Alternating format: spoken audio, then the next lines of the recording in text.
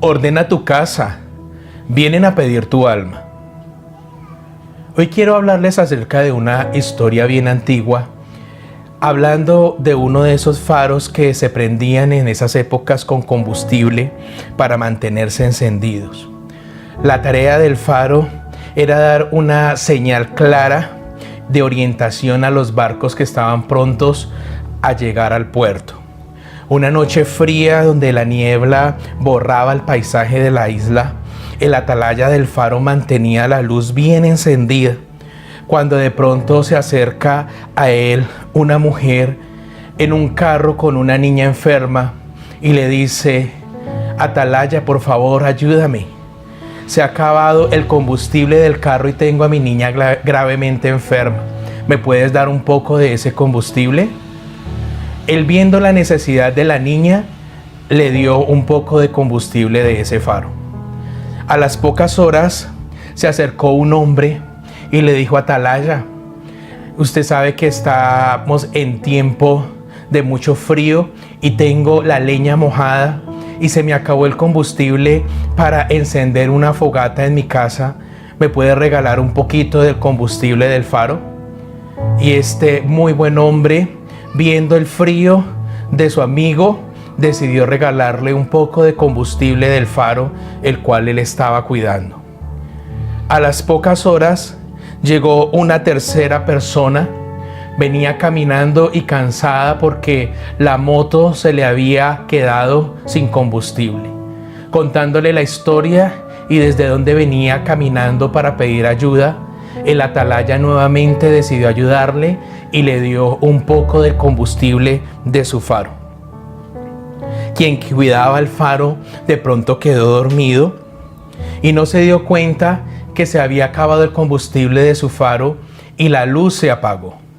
Al otro día, cuando él despierta y mira con claridad a lo lejos una embarcación que se había estrellado, porque cuando estaba pronta a llegar no encontró por ningún lugar la luz que lo guiara.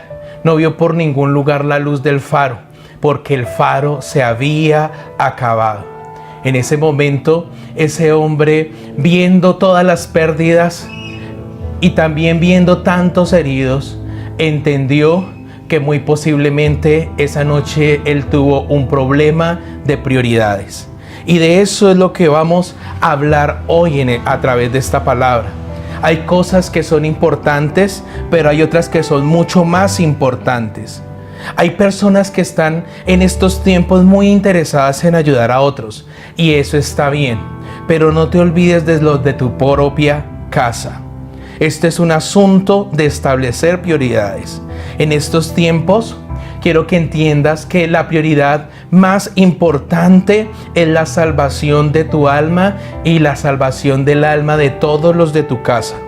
Quiero que vayamos a Marcos capítulo 8, versículo 35, que dice: porque todo el que quiera salvar su vida la perderá, y todo el que pierda su vida por causa de mí y del evangelio la salvará. Jesús dijo: porque ¿qué aprovecha el hombre si ganare todo el mundo y perdiere su alma? Quiero volver a leer esa pregunta que hace Jesús en su enseñanza ahí en Marcos. ¿Qué aprovechará al hombre si ganare todo el mundo y perdiere su alma? ¿O qué recompensa dará el hombre por su alma? Miremos cómo todos los días las estadísticas muestran cuánta gente está muriendo, gente muy adinerada, especialistas médicos están muriendo. ¿Quién podrá pagar para retener su alma? ¿Quién podrá pagar para retener su alma? Ahí en el versículo 38 sigue diciendo Jesús: porque el que se avergonzare de mí y de mis palabras en esta generación adúltera y pecadora, el Hijo del Hombre se avergonzará también de él cuando venga en la gloria de su Padre con los santos ángeles. Ordena tu casa, vienen a pedir tu alma. Realmente, ¿qué es lo más importante en este tiempo? realmente qué es en lo cual debemos invertir nuestros pensamientos, nuestro espíritu y todas nuestras fuerzas. En Lucas capítulo 12, versículo 13, hay un suceso donde viene un hombre a pedirle al Señor Jesús que le ayude, que convenza a su hermano que le dé la parte de la herencia que le corresponde. Dice la palabra, le dijo uno de la multitud: Maestro, di a mi hermano que parta conmigo la herencia. Mas Jesús le dijo: Hombre, ¿quién me ha puesto sobre vosotros como juez o partidor? Y él le dijo: Mirad y guardaos de toda avaricia, porque la vida del hombre no consiste en la abundancia de los bienes que posee. Lo que el Señor Jesús le está enseñando a este hombre es a establecer prioridades. Y el Señor deja notar que las prioridades que había en el corazón de este hombre eran prioridades que tenían como objetivo o era el fruto de una avaricia. Jesús le quiere decir: mira, no es tiempo de pelear por herencias, es tiempo de creer que yo soy el Hijo de Dios. No es tiempo de juzgar a otros, es tiempo de mirar por nuestra propia alma. No es tiempo de mirar la paja en el ojo ajeno cuando tenemos que mirar la viga que hay en nuestro ojo. No es tiempo de criticar, no es tiempo de salir a pelear, es tiempo de acercarnos a Dios, el dueño de la vida, el que sabe que si ya nosotros cumplimos un propósito y es el tiempo de llevarnos, así será. Pero si no hemos cumplido ese propósito aquí en la tierra, la Biblia dice que Él cumplirá su propósito en nosotros, y frente a situaciones que se presenten, frente a adversidades, Él nos guardará. Nuestra vida está en las manos de Dios. Por eso el Señor, a través de una parábola, le sigue enseñando a este hombre. También le refirió una parábola diciendo: la heredad de un hombre rico había producido mucho, y él pensaba dentro de sí diciendo: ¿qué haré? Porque no tengo dónde guardar mis frutos. Y dijo: esto haré: derribaré mis graneros y los edificaré mayores, y allí guardaré todos mis frutos y mis bienes. Y diré a mi alma: alma, muchos bienes tienes guardados para muchos años, repósate, come, bebe y regocíjate. Esos eran los planes de ese hombre rico. Sentía que había ahorrado, guardado terrenos, guardado riquezas, guardado cosechas, que ya ni sabía qué iba a hacer con ellas. Y en sus planes estaba pensando: llegó el momento de reposar y de disfrutar de todos estos bienes que he logrado alcanzar por años. Eso eran sus pensamientos. Pero la Biblia le dice al hombre: tus pensamientos no son como mis pensamientos. Y los pensamientos de Dios son tan diferentes. Mira cuántas personas tenían planes este año, cuántas personas tenían tantas cosas ahí listas en su agenda, y con todo lo que está sucediendo, todos esos planes se han caído y toda esa agenda quedó congelada. Por eso Dios le dijo a este hombre: necio, esta noche vienen a pedir tu alma, y lo que has provisto, ¿de quién será? Así es el que hace para sí tesoros y no es rico para con Dios. Este hombre le pasó muy posiblemente lo que le pasó a la atalaya de ese faro. Él invirtió su vida en poseer riquezas, invirtió su vida en sus amigos, invirtió su vida en lo que él quiso, pero no se esforzó por tener en su vida una buena relación con Dios. No se esforzó por leer la palabra, por conocer al que le proveía y al que le había dado todos esos bienes. Así que el Señor dice: este hombre de la parábola era un necio, porque llegó un momento en el cual vinieron por su alma, y fue en el momento en que él menos pensaba. Por eso ordena tu casa, vienen a pedir tu alma. Esto le sucedió a un rey en la Biblia. Era el rey Ezequías. Está en Segunda de Reyes, capítulo 20, versículo 1. Y viendo la historia del rey Ezequías, vemos a un rey que pareciera ser que sabía gobernar, que pareciera ver que era muy bueno para muchas cosas, pero le faltaba algo: poner orden en su casa. Por eso leemos y dice: en aquellos días Ezequías cayó enfermo de muerte, y vino a él el profeta Isaías, hijo de Amós, y le dijo: Jehová dice así: ordena tu casa, porque morirás y no vivirás. ¿Cómo así que llega un profeta a darle esa noticia? Que ese mismo día él iba a morir, que tenía que poner en orden su casa. ¿Quién se atreve a decirle a un gobernante: pon en orden tu casa? A veces las personas no saben establecer prioridades. Se colocan en lugar de importancia. Algunos en la vida colocaron en primer lugar su trabajo. Otros colocaron en primer lugar sus hijos. Otros colocaron en primer lugar su esposa o su esposo. Otros colocaron en primer lugar sus padres. Y así, de esa manera, por darle el primer lugar a las personas que no correspondían, en este momento se han secado espiritualmente y en este momento no están fortalecidos como debieran fortalecerse. Porque en la vida el primer lugar de nuestro corazón es para Dios. Es un asunto de prioridades. Pon en orden tu casa, en orden de prioridades. ¿Cuáles son las relaciones que debemos cultivar? ¿En qué orden debemos cultivar esas relaciones? Primero, debo cultivar mi relación con Dios, con el dueño de la vida, con el que me dio esa esposa, mis hijos, el que me ha proveído, el que me ha sanado, el que me ha guiado, el que me ha dado la oportunidad de levantarme y de acostarme. Con Él es el que de primeras tengo que tener una muy buena relación. En segundo lugar, conmigo mismo.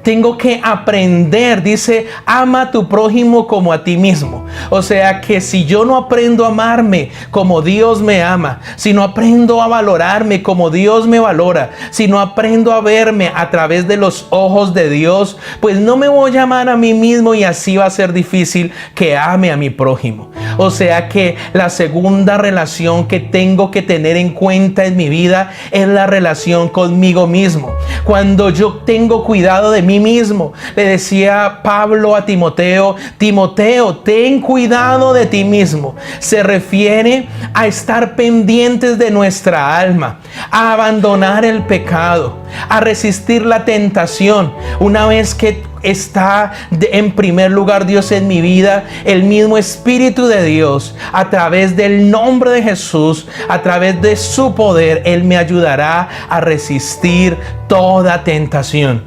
Y aún si cayeres en la tentación, te levantarás y seguirás en los caminos del Señor, porque esa es tu prioridad. Buscad primeramente el reino de Dios y su justicia, y las demás cosas vendrán por añadidura.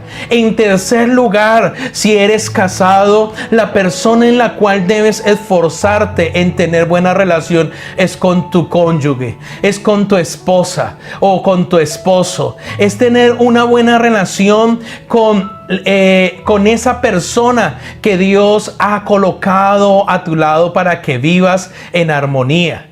En cuarto lugar es la relación con los hijos. ¿Por qué no los hijos antes que la pareja?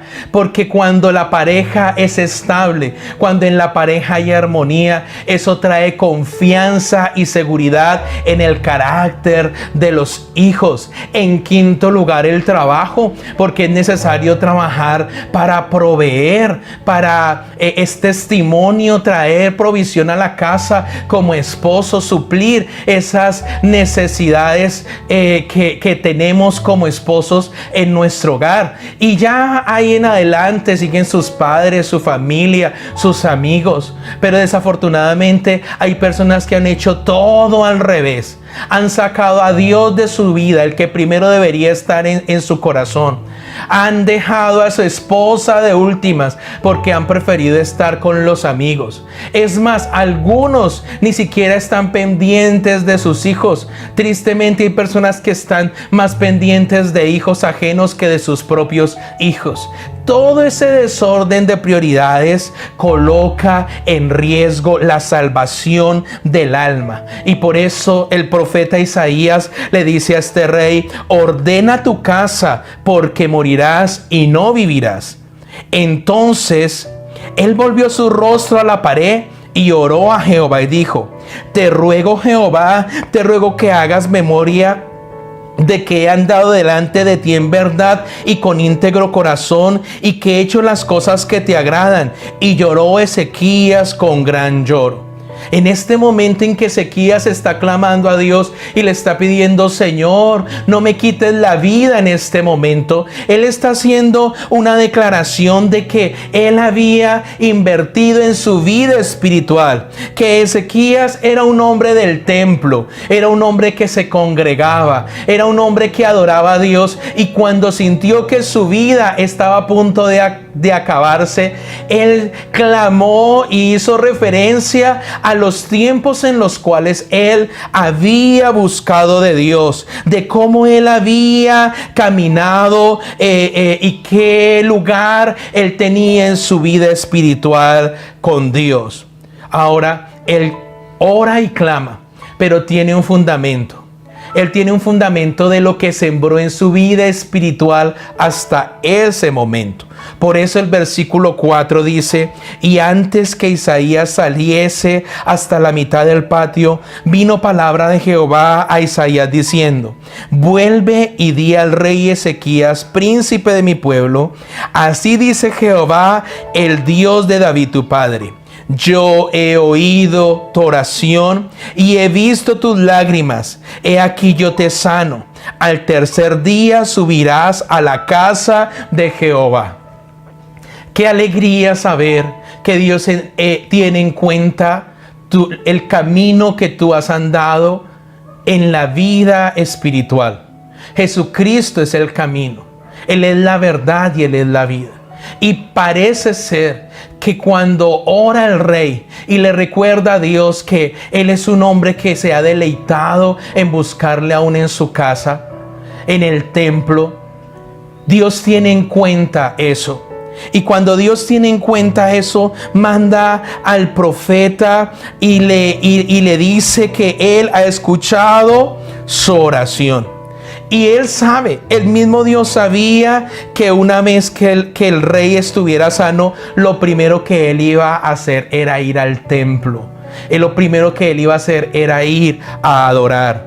Entonces Dios en el versículo 6 le dice a través del profeta: añadiré a tus días 15 años, y te libraré a ti y a esta ciudad de mano del rey de Asiria, y ampararé esta ciudad por amor a mí mismo y por amor a David mi siervo.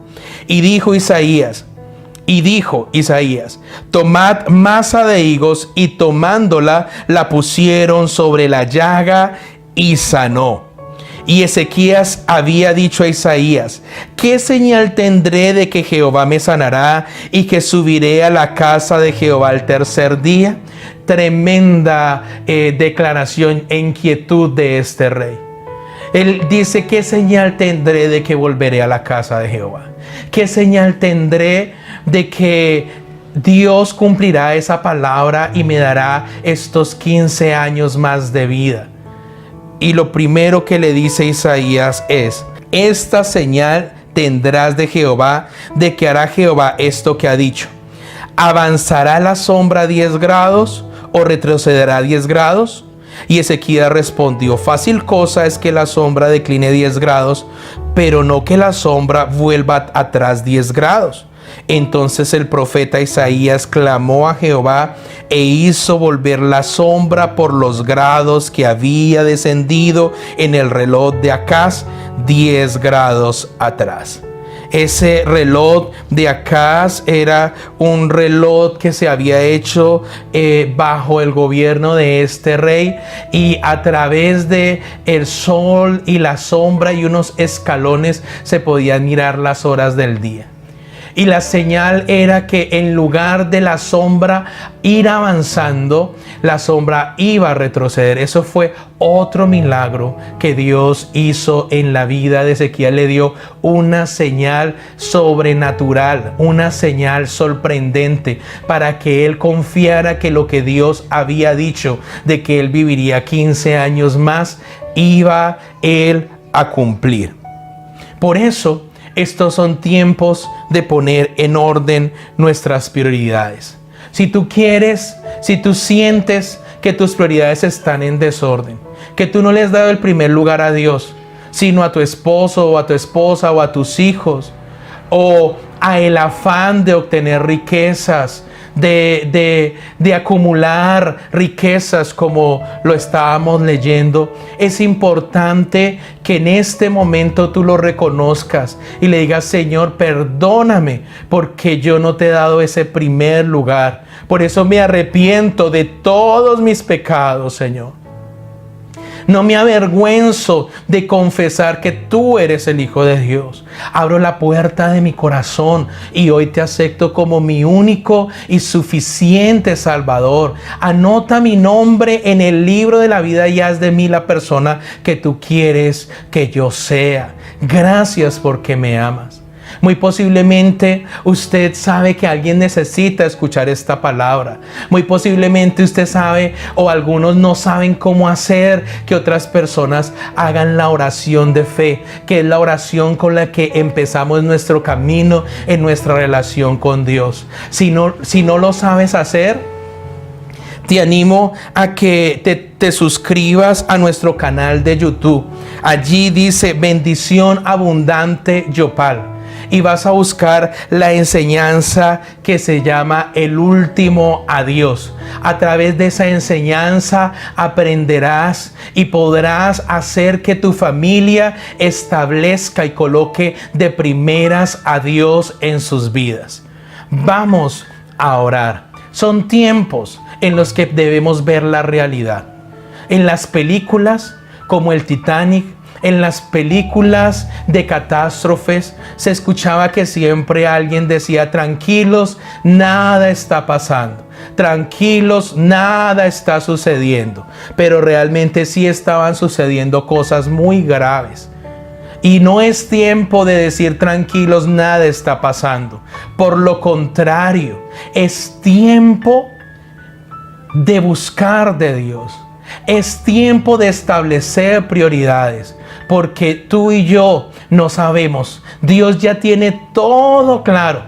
Él, su voluntad es agradable, su voluntad es perfecta. Y aún podemos ver que cuando el Señor Jesús oró y dijo: Señor, si fuera posible, pasa de mí esta copa amarga. Pero Él sabía que la voluntad del Padre era que Él muriera en la cruz del Calvario para que resucitara al tercer día y nos diera vida y vida en abundancia. Y Él se sujetó a esa voluntad. Sea que vivamos, sea que muramos, es tiempo de poner en orden nuestra casa.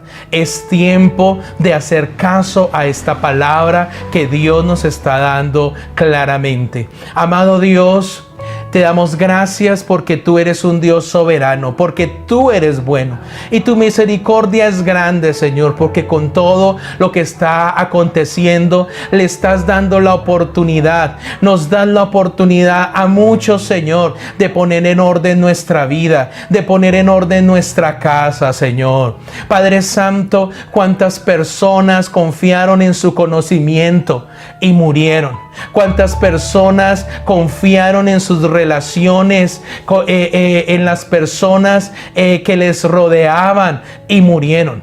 Cuántas personas confiaron en sus riquezas y han muerto, Señor. Nuestra confianza está en ti, amado Dios. Te pedimos, amado Dios, que cubras con tu preciosa sangre nuestra vida, nuestra familia. Que no es tiempo de juzgar, ni de señalar, ni de pelear. Es tiempo de buscar tu rostro. Es tiempo de adorarte. Es tiempo de clamar a ti como lo hizo Ezequías, que él clamó y lloró. Dice que cuando él clamó, él no hizo meramente una oración, sino que él lloró y Dios vio sus lágrimas. Él lloró con gran lloro y Dios escuchó su clamor y Dios vio sus lágrimas y se acordó de sus ofrendas. Se acordó de los tiempos en el cual el rey lo adoró en el templo, en la iglesia. Ahora, si tú no eres una persona que hayas frecuentado la iglesia, si tú no eres una persona que ibas a la iglesia a adorar a Dios junto con otras personas que tenían el mismo sentir, lo puedes hacer ahora en tu casa con tu familia. Gracias te damos, Espíritu Santo de Dios. Gracias, Señor. Amén.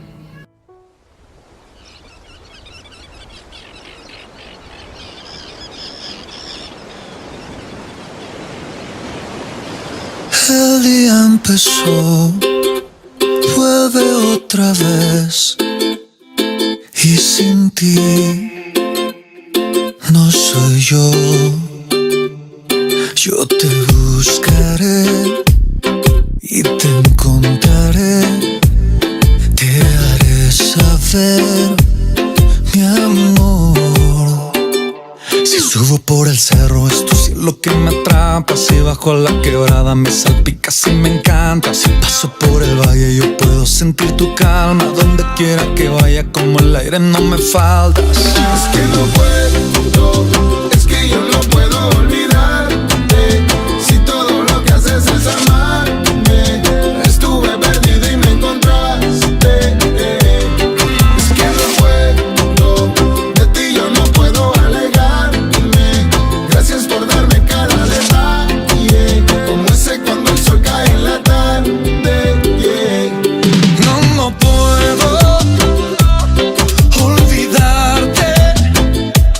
Si te vivo cada instante, te respiro, tú mi idilio. Soy tan tuyo, tú tan mío. Recuérdame ese olvido yo, el día que volví a nacer. Agonizando te encontré, tu vida me hizo renacer. Cada día recordaré cuando te vi por primera vez. Me enamoré de ti, mi bien, tú mi bien. Si subo por el cerro es tu cielo que me atrapa, si bajo la quebrada me salpicas y me encanta. Si paso por el valle yo puedo sentir tu calma, donde quiera que vaya como el aire no me faltas. Es que no puedo, es que yo no puedo olvidar.